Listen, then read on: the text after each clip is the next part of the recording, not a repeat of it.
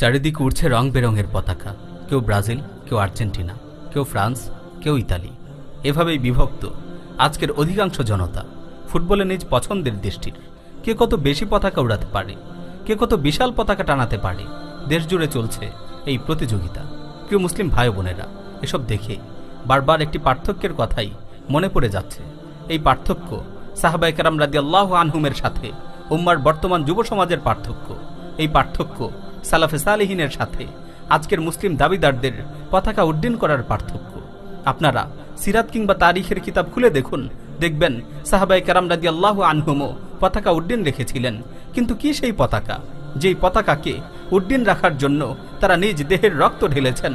কিসের পতাকাকে উঁচু রাখার জন্য তারা আপন জান কুরবানি করে ময়দানে লড়াই করেছেন?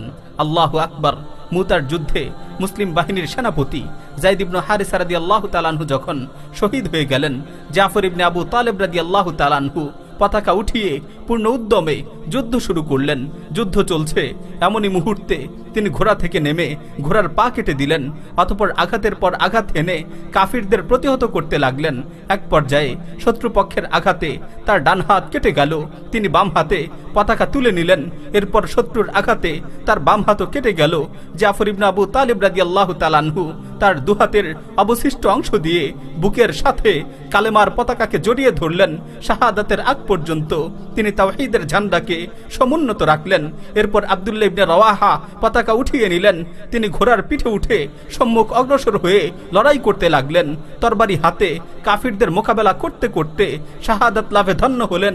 তার শাহাদাতের পর বনু আজলান গোত্রের সাবিত ইবনে আকরাম রাদিয়াল্লাহু তাআলা আনহু লাফ দিয়ে পতাকা উঁচিয়ে ধরলেন।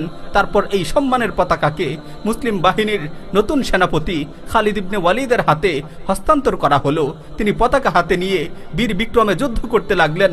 আর মদিনায় বসে বসে এই ঘটনাই ওহির মাধ্যমে রাসূল সাল্লাল্লাহু আলাইহি ওয়াসাল্লাম তার সম্মুখে উপবিষ্ট সাহাবায়ে কেরামকে বলছিলেন, পতাকা হাতে যায়েদ যুদ্ধ করছে, সে শহীদ হয়ে গেল। এবার জাফর পতাকা হাতে নিল, তারপর সেও শহীদ হয়ে গেল। এবার আব্দুল্লাহ ইবনে রাওয়াহা পতাকা হাতে নিল, তারপর সেও শহীদ হয়ে গেল। অতঃপর পতাকা হাতে নিল আল্লাহর তরবারির মধ্য হতে একটি তরবারি। এমনকি আল্লাহ তাআলা তার নেতৃত্বে মুসলিম বাহিনীকে বিজয় দান করলেন।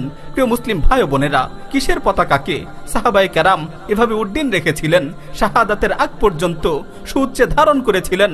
সেই পতাকা হলো ইসলামের পতাকা, তাওহীদের ঝান্ডা, ইসলাম ও মুসলিমদের বিজয়ের পতাকা। কিন্তু আজ নিজেকে মুসলিম দাবিদাররা কিসের পতাকা উড়াচ্ছে? কাদের সমর্থনে পতাকা উড়িয়ে উল্লাস করছে? আফসোস, শত আফসোস, সাহাবায়ে কেরামও পতাকা উড্ডীন রেখে